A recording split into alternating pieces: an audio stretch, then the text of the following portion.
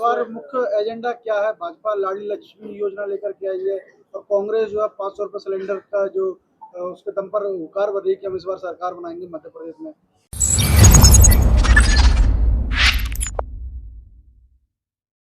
देखिए, आज मध्य प्रदेश के जिला कमेटी और विधानसभा अध्यक्ष, जिला अध्यक्ष, जिला प्रभारी, जोन के प्रभारियों के साथ में एक आवश्यक बैठक बुलाई गई थी और साथ ही उन सभी लोगों से जो आने वाला चुनाव है, उन चुनाव में जो हमारे जो प्रत्याशीगण हैं उनके जिले के, उन सबके समीक्षा के लिए उनको बुलाया गया था। तो आज तमाम आपने देखा भी है कि तमाम लोग यहाँ पर इकट्ठे हुए हैं, एक भारी संख्या में लोग इधर आए हुए हैं।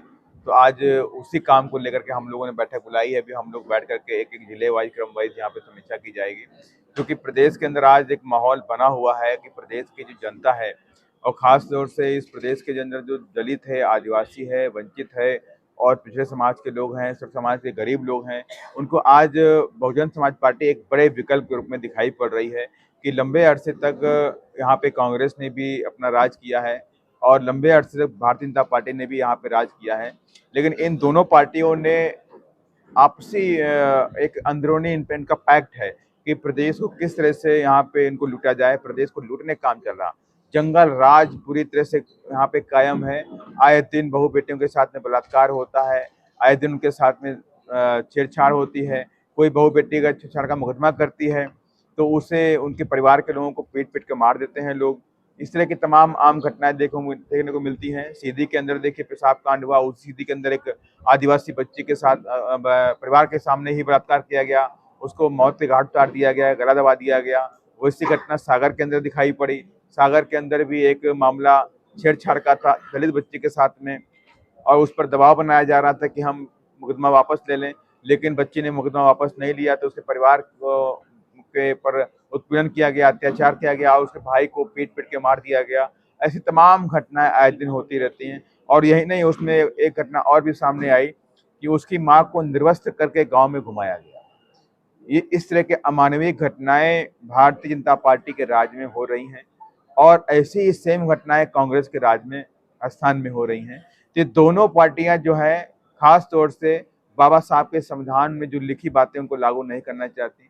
इस देश के अंदर दलित, आदिवासी, पिछड़ा, गरीब को, अवसर समाज के गरीबों को उनको हक अधिकार नहीं देना चाहती, उन्हें हक अधिकार से वंचित करना चाहती, महरूम रखना चाहती हैं। तो उस सब चीज़ों को लेकर के बहुजन समाज पार्टी, भारतीय जनता पार्टी और कांग्रेस के खिलाफ यहाँ पर पूरे ताकत के साथ में सामने आ चुकी है।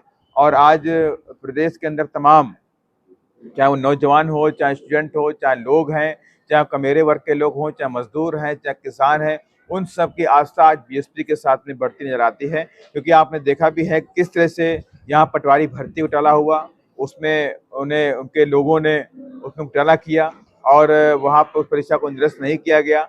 अब वहाँ पर जो छात्र, जो लोगों ने तैयारी की थी, वो अपना हक मांग रहे हैं तो उन पर लाठीचार्ज होता है। व्यापक घोटाला भी हुआ, पेपर लीक होते हैं, तमाम तरह घटनाएं यहाँ पे हो रही हैं, लेकिन सरकार सोई हुई है, पूरी तरह सरकार सोई है। यहाँ पे लॉ एंड ऑर्डर का कोई मामला नहीं है। यहाँ के जो गृह मंत्री हैं, वो गृह मंत्री लॉ एंड ऑर्डर पे कोई बात नहीं करते हैं। वो बात करते हैं पिक्चर पे, बात करते हैं मूवीज के बारे में, बात करते हैं हीरो हीरोइन के कपड़े के बारे में बात करते हैं, लेकिन वो अपने प्रदेश के अंदर लॉ एंड ऑर्डर के बारे में बात नहीं करते। किस तरह से लॉ एंड ऑर्डर यहाँ पे खराब है, जंगल राज पूरी तरह से यहाँ व्याप्त है, उस पर कोई भी बात नहीं करने को तैयार है। यहाँ तो ऐसा लगता है कि लॉ एंड ऑर्डर नहीं है, लो एंड ऑर्डर चलता है, लो और ऑर्डर दो, ये हिसाब से यहाँ पे करप्शन का माहौल पूरा है। तो इन सब चीजों को लेकर के बहुजन समाज पार्टी ने एक बड़ा अभी आंदोलन आप सबके बीच में करने का भी काम किया है और हमारे जो राष्ट्रीय कोऑर्डिनेटर है वो भी कई सारी सभाएं इधर मध्य प्रदेश में जल्दी होने वाली हैं, अक्टूबर में उसमें भी आने वाले हैं। तो इस बार बीएसपी पूरी ताकत के साथ में चुनावी महासंग्राम में ताल ठोकेगी और बड़ी से बड़ी कामयाबी आप सबके बीच में लेकर के आने वाली है। बसपा का इस बार मुख्य एजेंडा क्या है? भाजपा लाडली लक्ष्मी योजना लेकर के आई है और कांग्रेस जो है 500 रुपए सिलेंडर का जो उसके दम पर हुंकार भर रही है कि हम इस बार सरकार बनाएंगे मध्य प्रदेश में। और सर, बसपा का मुख्य एजेंडा क्या है जिसके की दम पर वो कह सके हम इस बार सरकार बनाएंगे?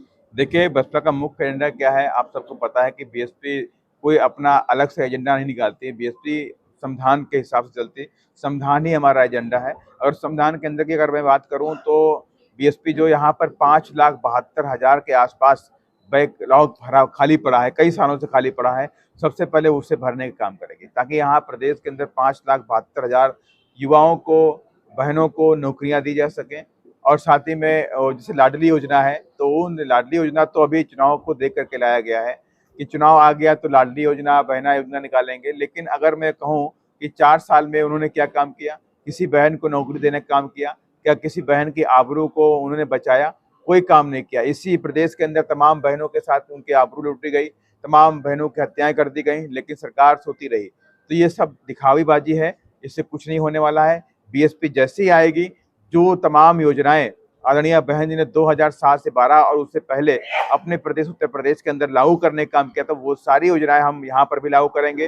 जैसे सावित्री बालिका शिक्षा मदद योजना है, उसके अंदर हर जो हमारे जो बहन होगी, जो 9th क्लास में होगी, 12th क्लास में होगी, उसको 25,000 रुपए और उसको साइकिल देने का काम किया जाएगा। ऐसे ही हम गरीबों के लिए माननीय श्री कांशीराम साहब शहरी आवास योजना थी, उसके अंदर माननीय बहन जी ने करीब लाखों लोगों को 2 कमरे का फ्लैट फ्री में बना के देने का काम किया था। ऐसी योजना हम मध्य प्रदेश के अंदर भी लागू करेंगे। माननीय श्री कांशीराम साहब शहरी आवास योजना लागू करेंगे और उसके तहत यहाँ लाखों लोगों को जो आवासहीन है, जिनके पास घर मकान नहीं है, ऐसे गरीब लोगों को चिन्हित करके उनको 2-2 कमरे का फ्लैट बना के देने का काम करेंगे। और यही नहीं, प्रदेश के अंदर शिक्षा को फ्री करेंगे, गरीबों की शिक्षा को खास तौर से प्रदेश के अंदर फ्री करेंगे।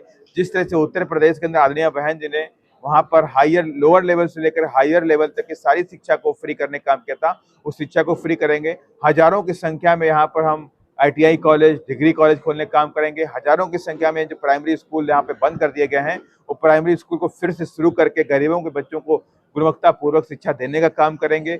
और यहाँ तक कि पिछले कई दशकों तक यहाँ पर कोई यूनिवर्सिटी न कांग्रेस की सरकार में खोली गई, न मध्य प्रदेश में बीजेपी सरकार ने खोलने का काम किया। तो हम वापस, जिससे उत्तर प्रदेश के अंदर माननीय बहन जी ने 5-5 यूनिवर्सिटी अपने राज्य में खोलने का काम किया, वैसे उन्हीं तर्ज पर यहाँ मध्य प्रदेश के अंदर भी 5 बड़ी यूनिवर्सिटी हम लोग खोलने का भी काम करेंगे। और सबसे बड़ी बात यह रही कि जो ओबीसी को 27% रिजर्वेशन की डिमांड है, और यहाँ तक कि ओबीसी के मुख्यमंत्री होने के बावजूद भी वो ओबीसी को हक अधिकार दिलाने में नाकाम है। तो ऐसे ओबीसी के भाइयों को हम हमारी जो थीम है कि जिसकी जितनी संख्या भारी उसकी उतनी हिस्सेदारी, तो उसी थीम पर जा करके यहाँ पर ओबीसी के भाइयों को भी हम उनके हक के हिसाब से उनको रिजर्वेशन भी देने का काम करेंगे। और दलितों और आदिवासियों को सभी सरकारी ठेकों में उनके रिजर्वेशन के हिसाब से उनके सारे सरकारी ठेकों में उनको प्राथमिकता दिया जाएगा और उनको रिजर्वेशन दिया जाएगा सरकारी ठेकों में। ये सारे तमाम तरह काम है। केंद्र सरकार ने 5 दिवसीय सत्र बुला लिया है, वन नेशन वन इलेक्शन की मांग, इस पर क्या कहेंगे? देखिए, अभी 18 तारीख से पार्लियामेंट स्टार्ट होगा और पार्लियामेंट स्टार्ट होने के बाद फिर देखते हैं कि उसमें क्या बातें आई हैं, क्या बातें नहीं आई हैं। तो ये तो आने के बाद ही हम लोग उस पर अपने पत्ते खोलने का काम करेंगे। जो आदरणीय बहन जी का हम सभी लोगों को निर्देश मिलेगा, उस निर्देश में हम लोग काम करेंगे। धन्यवाद। जय भीम, जय भारत।